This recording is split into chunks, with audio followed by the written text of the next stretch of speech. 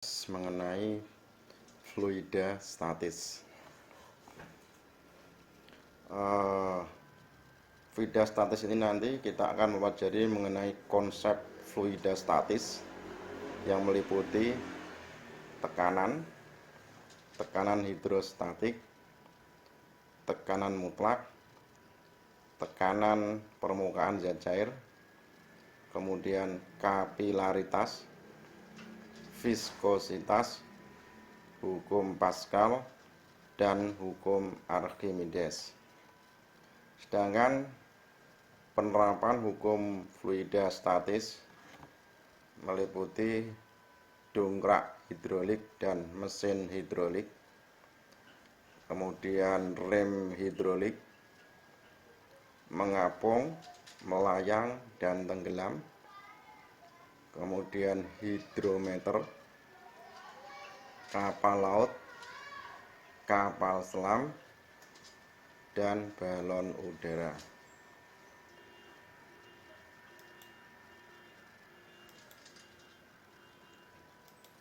Kita mulai dengan konsep tekanan dan tekanan hidrostatik. Yang pertama adalah tekanan. Tekanan didefinisikan sebagai gaya yang bekerja pada suatu bidang per satuan luas bidang tersebut. Jadi saya ulang, gaya yang bekerja pada suatu bidang ini, per satuan luas bidang tersebut. Dalam persamaan dituliskan dengan P sama dengan F per A. F ini adalah gaya, satuannya Newton. A adalah luas permukaan. Ini luas permukaan ini. Nah, ini luas permukaan. Satuannya adalah meter persegi. Kemudian yang kedua adalah tekanan hidrostatik. Tekanan hidrostatik adalah tekanan zat cair yang disebabkan oleh berat zat cair itu sendiri. Dalam persamaan dituliskan dengan pH sama dengan Rho kali G kali H.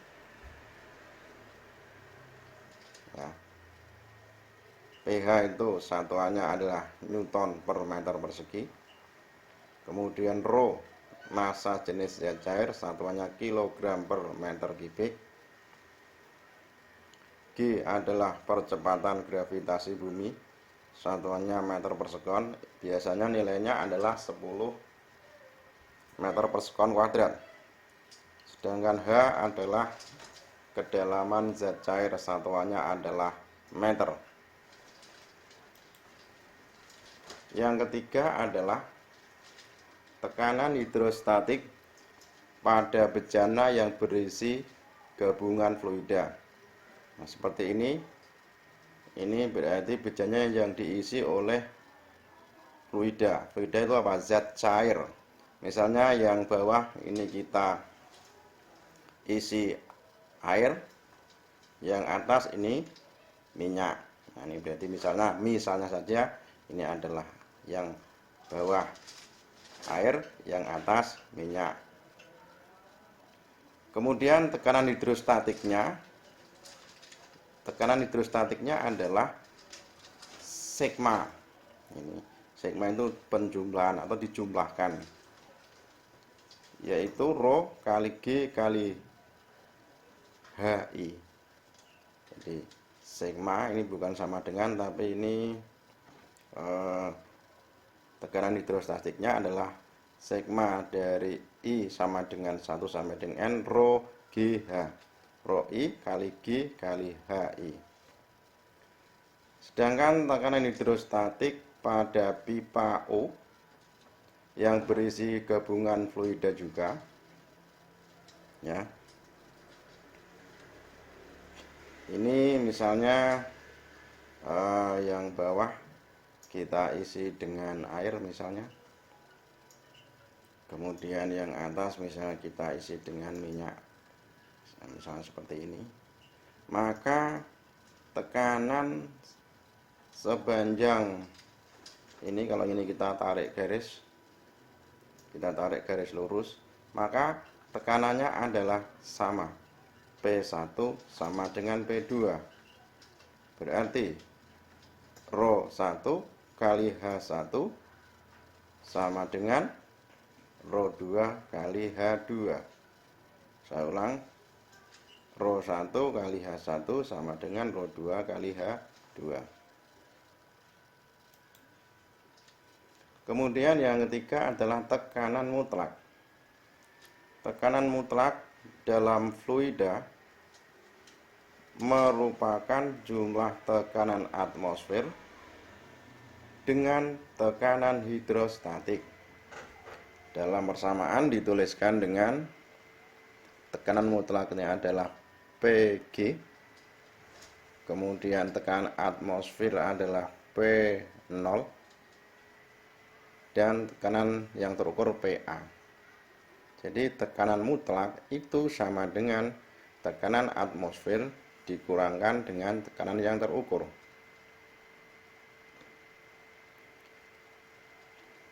Nah, tekanan hidrostatik merupakan tekanan yang terukur. Jadi persamaannya dituliskan dengan P sama dengan P0 plus ρ GH. P0 adalah tekanan atmosfer, ρ kali G kali H adalah tekanan. Kemudian berikutnya adalah tekanan pada permukaan zat cair. Tegangan pada permukaan zat cair. Tegangan pada permukaan zat cair dituliskan dalam persamaan gamma sama dengan F per L, di mana gamma adalah tegangan permukaan, satuannya Newton per meter. F adalah gaya, satuannya Newton, dan L adalah panjang permukaan, satuannya meter. Coba kita lihat di sini, ini adalah hewan yang itu bahasa Jawanya itu anggang-anggang yang berdiri di atas permukaan air. Nah, mengapa hewan ini bisa berdiri di atas permukaan air? Yaitu jawabannya kenapa? Karena pada permukaan zat cair atau permukaan air itu terdapat tegangan permukaan yang besarnya adalah F per L. Nah, sekarang kita akan membahas contoh soal.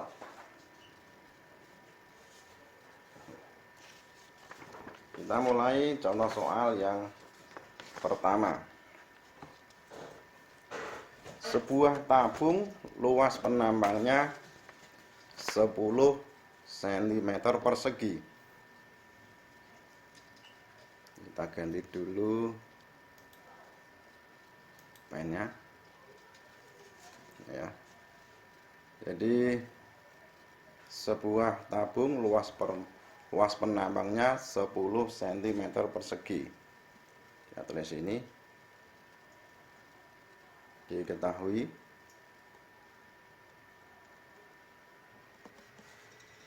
A sama dengan 10 cm persegi. Diisi raksa setinggi 10 cm.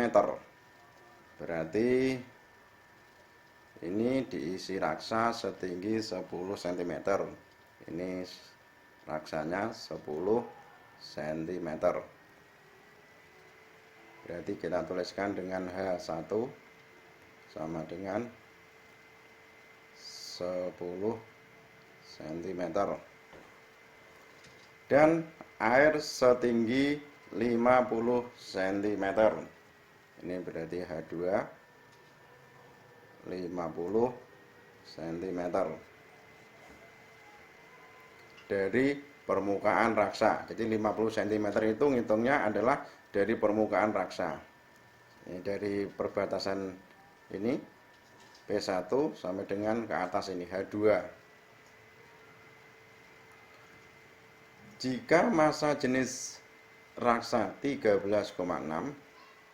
ini berarti rho 1 sama dengan 13,6 gram per cm kubik.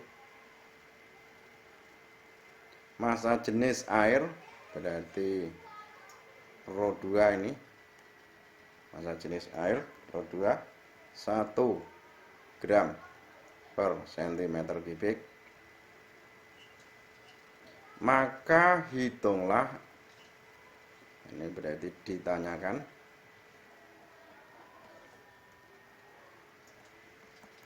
yang pertama, tekanan hidrostatik pada dasar tabung. Tekanan hidrostatik, ini berarti pH. Tekanan hidrostatik pada dasar tabung atau pH. Jadi tekanan hidrostatik di dasar tabung, misalnya di sini ya.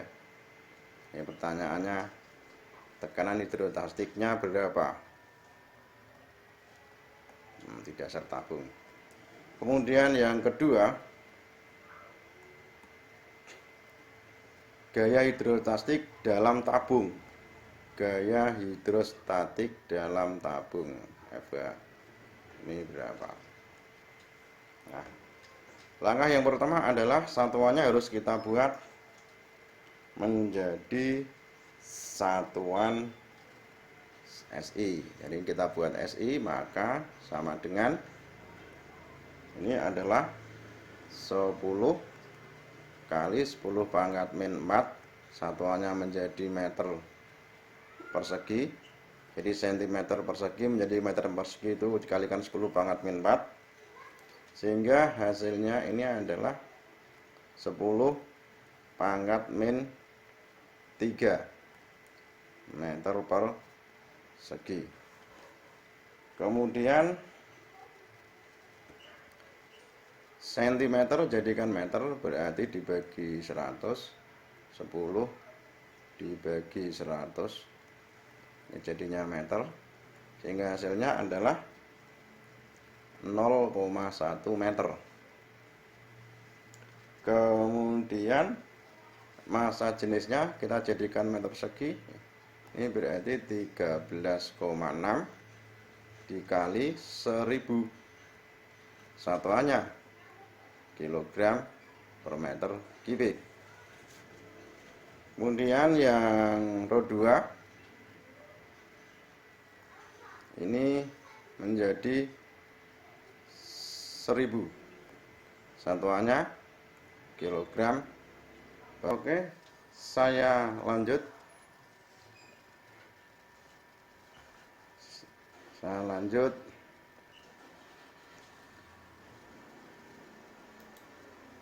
Nah, sekarang bagaimanakah cara menyelesaikannya?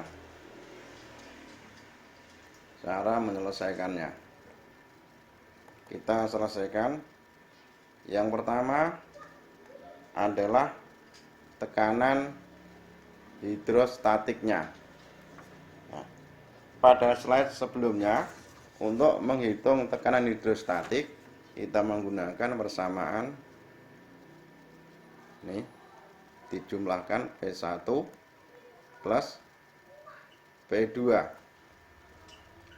Kemudian rho 1 H1 kali G plus rho 2 H2 kali G.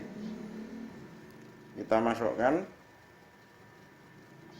rho 1 yaitu 13.600,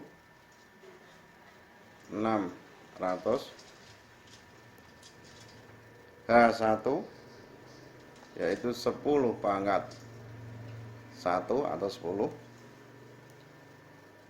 H1 10 pangkat min 1, dikalikan G, G-nya adalah gravitasi 10, ditambah rho 2 yaitu 10, bukan 10 tapi 1000, rho 2 itu 1000 dikali H2, H2 itu 0,5, kemudian dikali gravitasinya yaitu 10, sehingga hasilnya adalah 13.600.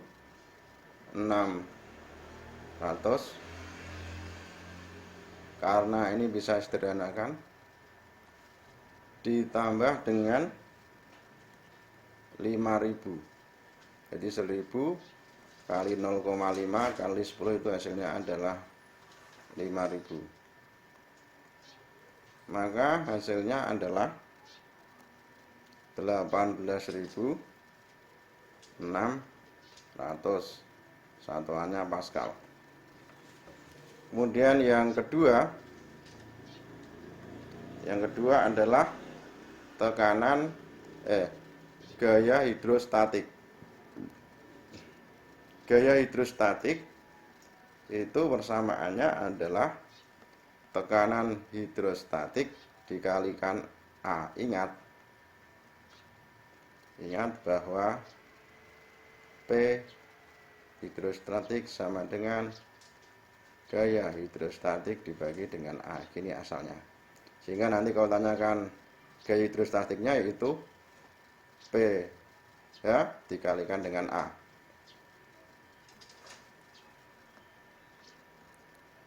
Nah, sehingga hasilnya adalah 18.600 dikali A-nya adalah 10 pangkat min 3 sama dengan 18,6 Newton. Ini tadi ya, sudah kita uraikan di sini tadi. Ya, ini kilogram per meter kubik.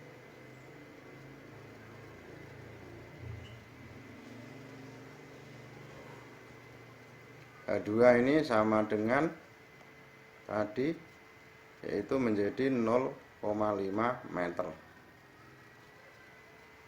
Kalau ini sama dengan 0,1 meter. Ini ya. Ya, ini.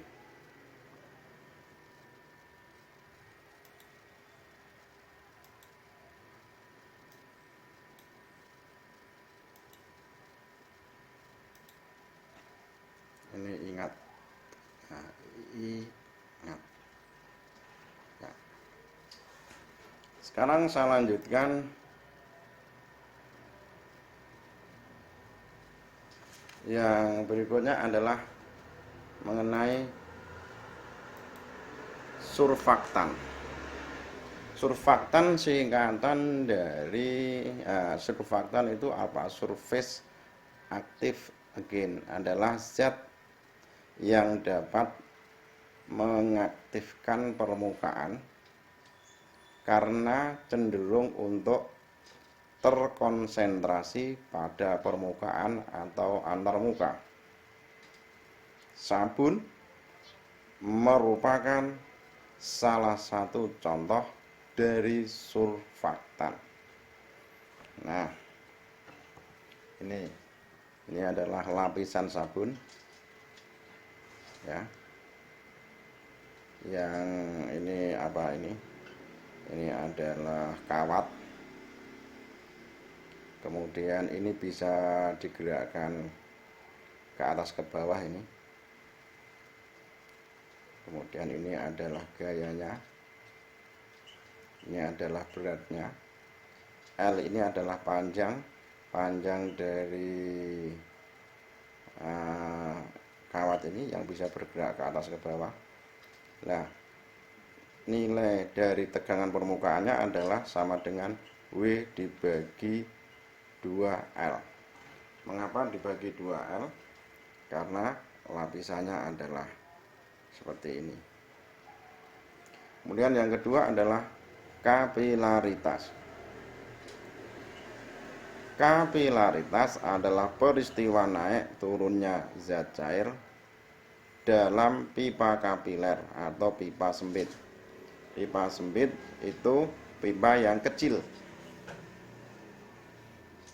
Kapilaritas dipengaruhi oleh adanya kohesi dan adhesi antara zat cair dengan dinding kapilernya. Ya.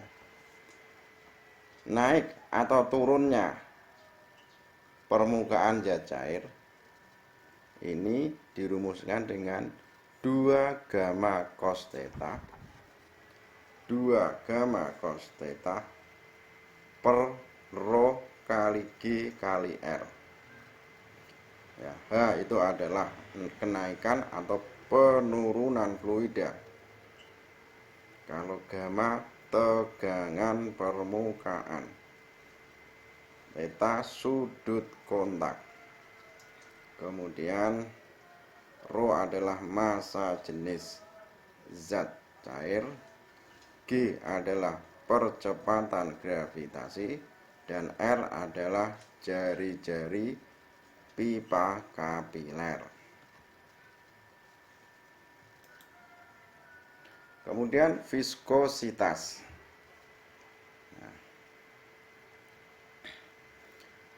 Gerakan dari lapisan fluida akan menimbulkan gesekan yang disebut viskositas fluida. Makin besar viskositas fluida, maka makin sulit benda bergerak dalam fluida tersebut. Coba ini perhatikan gerakan dari benda ini. Ya.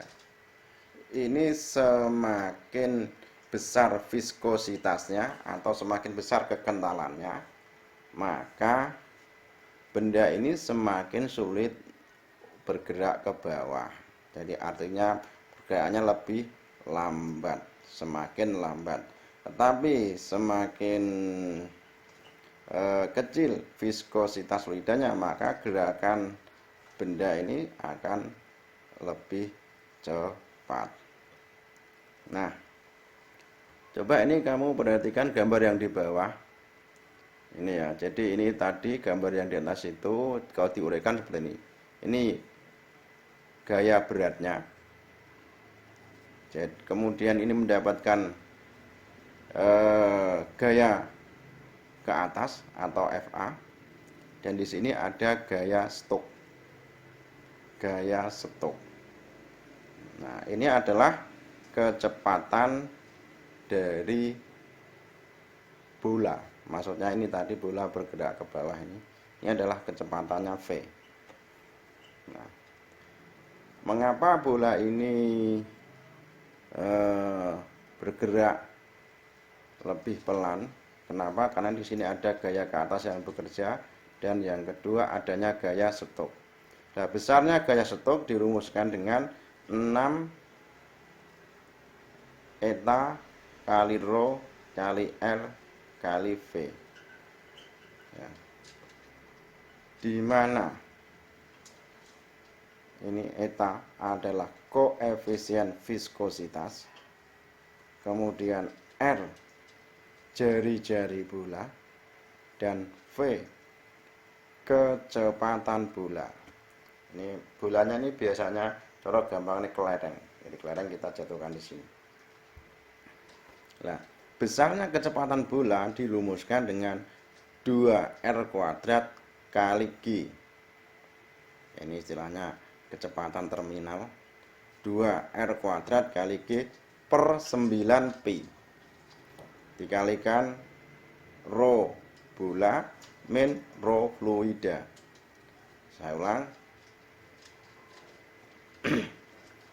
Kecepatan terminal itu sama dengan 2R kuadrat kali G per 9 eta, di mana Ini dikalikan dengan rho bola dan dikalikan dengan rho fluida. Nah, kecepatan terminal ini pengertiannya. Kecepatan bola itu akan bertambah karena percepatan gravitasi bumi. Akibatnya apa? Bola mencapai kecepatan terbesar yang tetap dan dinamakan dengan kecepatan terminal. Maksudnya ini setelah ini bola ini bergerak pada fluida itu akan mencapai kecepatan terbesar yang tetap. Kecepatan terbesar yang tetap. Ini dinamakan dengan kecepatan terminal. Contohnya,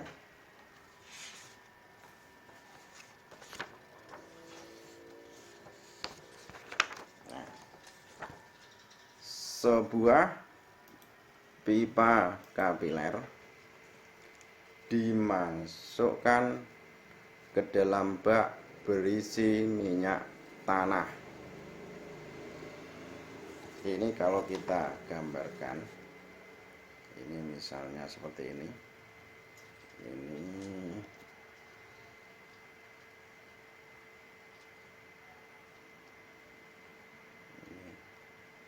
minyak tanah. Nah, ini dimasukkan pipa kapiler.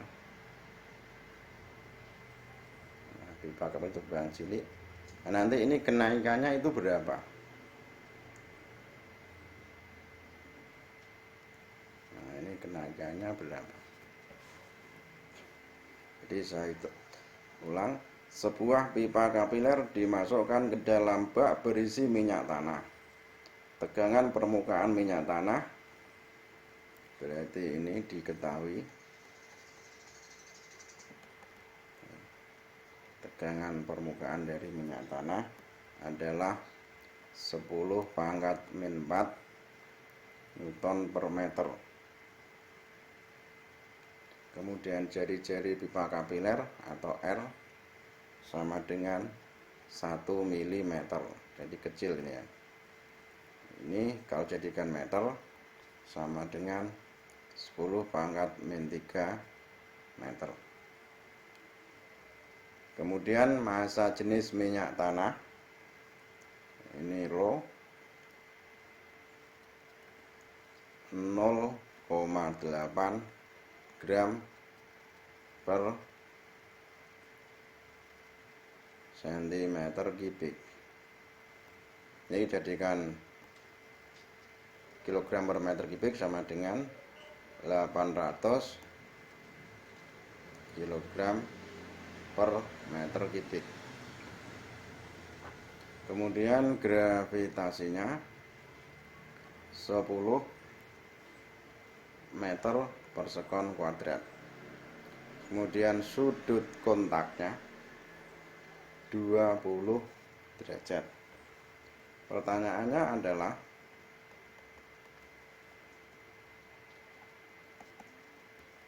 kenaikan zat cairnya berapa? Nah, coba kita lihat kembali. Nah, kita nanti menggunakan persamaan ini. H sama dengan 2 gamma cos theta per rho G R. Kita menggunakan persamaan ini nanti. Ya. Sekarang coba ini kita selesaikan. Maka samaannya adalah Z sama dengan 2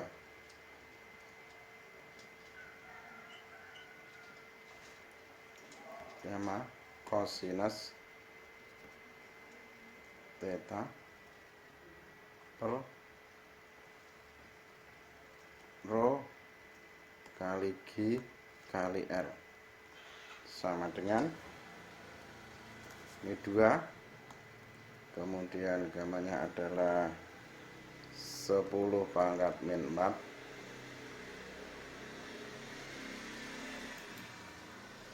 kemudian kosinus 20 derajat dibagi dengan rho nya adalah 800 kali 10 kali R nya adalah 10 pangkat min 3. Nah, nanti kamu gunakan kalkulator. Cos 20 derajat itu sama dengan 0,94.